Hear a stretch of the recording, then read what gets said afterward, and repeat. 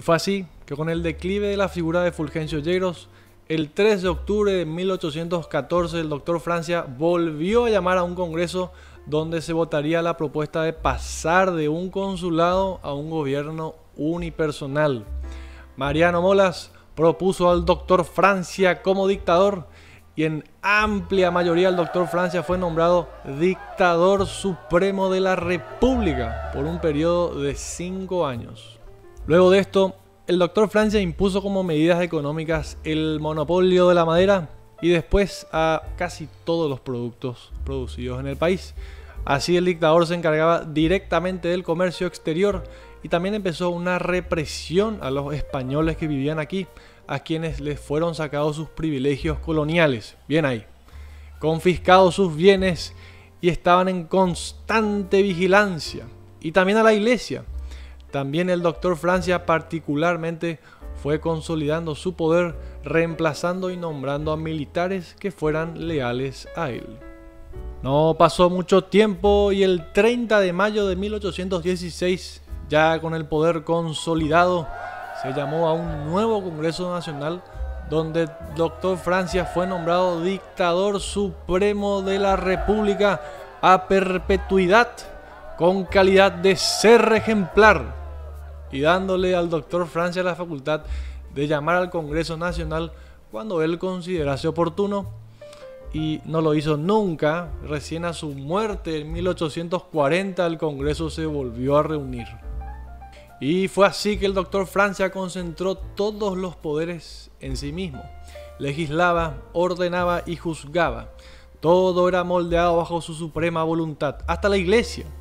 Se declaró jefe de la iglesia paraguaya suspendiendo al obispo nombrado en Roma y decretó que todos los párrocos debían previamente acreditarse ante él, rompiendo así la relación de las iglesias paraguayas con el papado en Roma.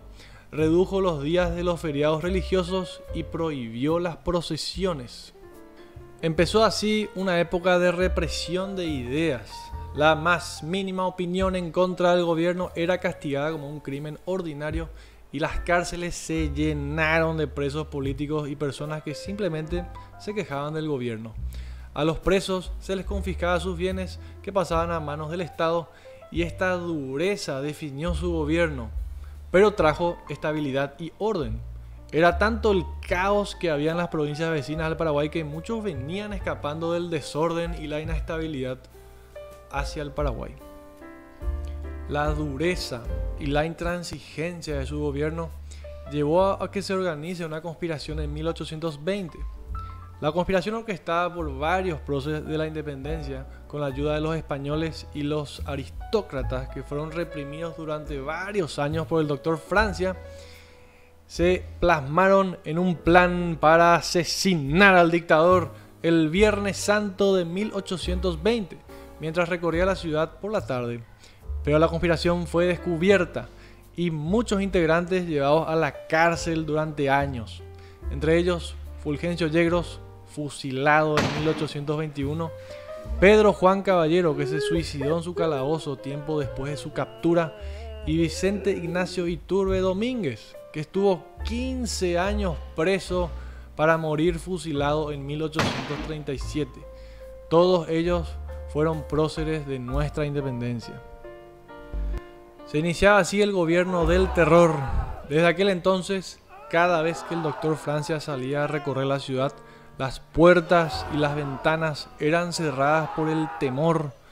A pesar de la crueldad, hubo algunos hechos llamativos, como la aceptación del exilio del caudillo y prócer uruguayo José Gervasio Artigas en 1820, que vino al Paraguay escapando de la traición de sus camaradas. Artigas llegó al Paraguay con aproximadamente 250 esclavos afroamericanos, cuyos descendientes conforman hoy la comunidad de Cambacoa en Paraguay.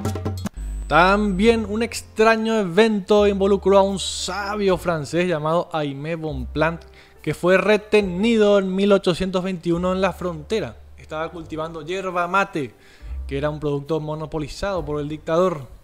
Bonpland era médico y un estudioso de la botánica que emprendió una expedición a América con la misión de documentar las plantas. Fue capturado por el Doctor Francia y luego de varios años y hasta amenazas de jefe de Estado como Simón Bolívar, recuperaría su libertad en 1831, pero volvería al Paraguay años después por otros motivos. Durante este tiempo, el Doctor Francia ordenó que se produjeran en el país todos los productos que se necesiten para autoabastecerse y dejar así de depender de las provincias del sur. Se conformaron así las estancias de la patria. El Paraguay empezó a producir todas las materias primas, especificando el Doctor Francia la cantidad y la especie de los cultivos que se debía producir en cada región del país. El país fue aislándose. El Doctor Francia cortó relación con las provincias del sur y el comercio, con unas escasas excepciones, que fue totalmente paralizado. Y la correspondencia solo podía llegar al Doctor Francia, que las leía, pero muchas veces ni las respondía. El Doctor Francia llegó hasta a ofenderse porque José Antonio de Sucre, prócer de varias independencias como Ecuador, Bolivia y Perú, reclamándole la liberación del sabio Bonpland, escribiría una carta dirigida al jefe supremo de la provincia del Paraguay. Ofuscado, el Doctor Francia retornó la carta, aclarando al enviado que el Paraguay no era una provincia, sino una república, y que él era el supremo dictador. Hasta tenemos el caso de un sujeto español llamado José Agustín Fort Yegros Cabot de Zúñiga Saavedra, un cacho enorme de nombre que se hacía pasar por un diplomático paraguayo enviado del Doctor Francia con el seudónimo del Marqués de Guaraní, y se iba por Europa el tipo, viviendo de lujos en las cortes. Pero fue descubierto y lo humillaron, haciéndolo pasear en un burro por Madrid, y luego lo azotaron 200 veces como se merece y lo mandaron a la cárcel. En todo este tiempo, el Estado paraguayo contaba con 5.000 soldados disciplinados que podían llegar a 40.000 de ser necesario para defender las fronteras de eventuales incursiones del exterior. Durante la dictadura hubo algunas amenazas de invasión como la de Sucre, pero la inestabilidad de los vecinos y la lejanía del país consolidaron la independencia. Nadie invadió al Paraguay. Los últimos años del Doctor Francia pasaron más tranquilos. Ya no era tan cruel y hasta aceptó a una delegación de extranjeros en la capital. Fue en su cumpleaños, pero rechazó el regalo que le dieron. Luego de una cabalgata diaria, lo sorprendió la lluvia y cayó enfermo y no se recuperó. Murió el 20 de septiembre de 1840 a la edad de 74 años. A su muerte, sus allegados eran Policarpo Patiño, su secretario personal, y el comandante Bejarano, jefe de las tropas de Asunción. Pero ambos eran odiados por la población. Muchas personas, al enterarse de la muerte del Doctor Francia, lloraron y guardaron luto. Sus funerales fueron solemnes, durando un mes hasta el 20 de octubre, y sus restos enterrados en la iglesia de la Encarnación el 23 de septiembre. Pero posteriormente y supuestamente fueron robados y arrojados al río Paraguay por desconocidos. No existe actualmente consenso sobre lo que ocurrió con el cuerpo del Doctor Francia. Y así concluimos la increíble vida de este personaje tan característico de nuestro país, como lo fue el Doctor José Gaspar Rodríguez de Francia, que fue inmortalizado en nuestro billete de 10.000 guaraníes y en obras literarias de muchos autores, como la obra de Yo el Supremo de Augusto Roa Bastos o la obra En busca del hueso perdido de Elio Vera.